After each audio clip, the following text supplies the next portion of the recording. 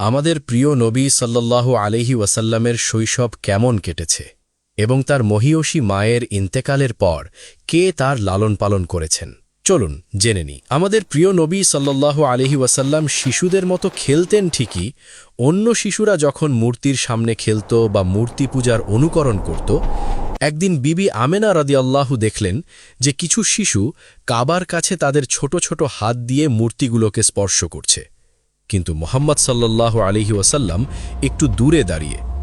মা বিবি আমেনা একদিন অবাক হয়ে জিজ্ঞেস করলেন, বেটা মুহাম্মদ, তুমি ওদের সাথে কেন খেলছ না? তিনি নিষ্পাপ কণ্ঠে জবাব দিলেন, মা, এগুলো তো পাথর, এরা না শুনতে পায় না দেখতে পায়। এ কথা শুনে বিবি আমেনার চোখ ভিজে গেল। তিনি বুঝলেন এই শিশু আল্লাহর এক বিশেষ আমানত।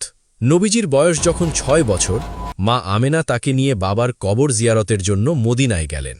ফেরার পথে আবুয়া নামক স্থানে মা আমেনা ভীষণ অসুস্থ হয়ে পড়েন। শেষ মুহূর্তে সন্তানকে বুকে জড়িয়ে তিনি বললেন, বেটা মুহাম্মদ, আল্লাহ তোমার সাথে আছেন, তুমি এমন এক দায়িত্ব পাবে যা দুনিয়াতে আর কেউ পায়নি। কিছুক্ষণ পরেই মা চির বিদায় নিলেন। ৬ বছরের ছোট্ট নবীজিকে মক্কায় ফিরিয়ে এনে দাদা হজরত আব্দুল মুত্তালিবের কাছে সোপর্দ করা হল।